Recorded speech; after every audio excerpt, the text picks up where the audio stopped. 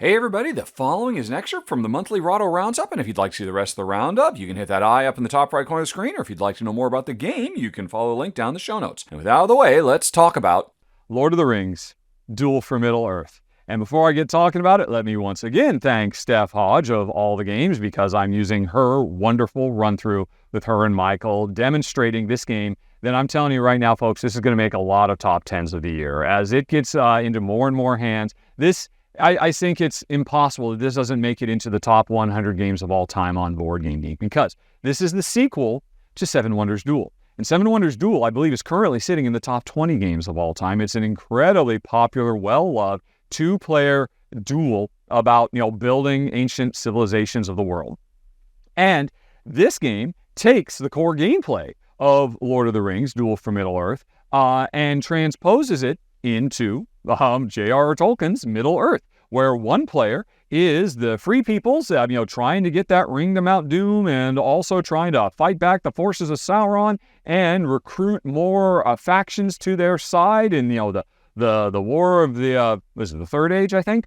And the other player is Sauron, either deploying Nazgul to chase after Frodo and Sam, or again, trying to push their, take over the land by, conquering all the cities, or trying to scare all the factions of the land into swearing fealty. There's basically, in this game, three main tracks that any of them can lead to victory if one player can really dominate them. And the way it works is, like Seven Wonders Duel, there is a big pyramid of cards. Some of them are face down, some of them are face up. And on your turn, you're just going to grab one of the face up cards that's available, do what it says, or trash it to make some money. Very simple, but in doing that, normally you will have exposed a new card that you're giving to your opponent, and maybe that's the card they wanted. And all the angst and tension, or a big part of it, comes from not being the one to expose the super powerful card that then your opponent could then get. Waiting for them to expose it so you're the one who can grab it. Seven Wonders Duel is immensely popular, and understandably so. This will be as well, because it does everything Seven Wonders Duel did, and then layers on more stuff. Rather than just a simple military tug-of-war, there are now an area control battle. Basically, there's 6 tug-of-wars going on at any given time. And, there's a set collection element, but it's much more interesting and engaging and thematic. And there's all the fun, tension of the draft. I mean, the components are great. The art is stunning. Not that Seven Wonders Duel is stunning too, but, it's art from, Vincent Dutrait. Everybody wanted to see Vincent's take on Lord of the Rings. And, it's beautiful, it's colorful, it's fast, it's smart, and it's brutal. And this is my problem. Seven Wonders Duel, ultimately I didn't keep it because there were like 1 or 2 little things that you could do to really mess with your opponent. Steal their stuff, destroy their stuff. There were a few things, just a few. Seven Wonders, Lord of the Rings Duel says, hold my beer. Let's double or triple the amount of ways that players can just blow each other up. And it was a bit too much for me. When a game includes methods that, everything I've got is about this one particular card, and yeah, you can just literally set it on fire. Not even steal it so you can use it for yourself, just literally burn it to the ground. I was surprised how much more the designers leaned into. And I understand why. Thematically, this is a war for Middle-earth. Of course, players should be just, butting heads and destroying each other's stuff.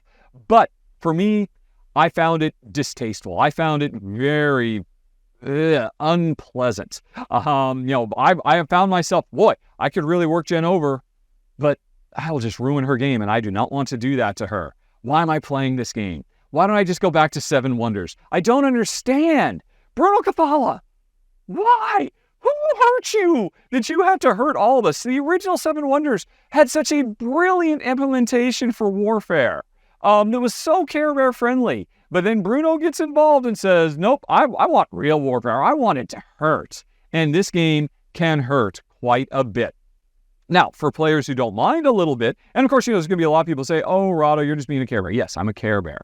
I'm oversensitive. It's not that I mind having my stuff destroyed. It's I mind being put in a situation where, my best move is to destroy you. And the game puts you in that situation. I thought maybe I'd be okay here because, of course, I'm playing as Sauron. I'm the Dark Lord. Jen would never let me play the hero. I always have to be the Dark Lord. And he's the evil one. right. Jen would never let me do that. I thought, okay, maybe I'll role play and it'll be okay. But I couldn't do it.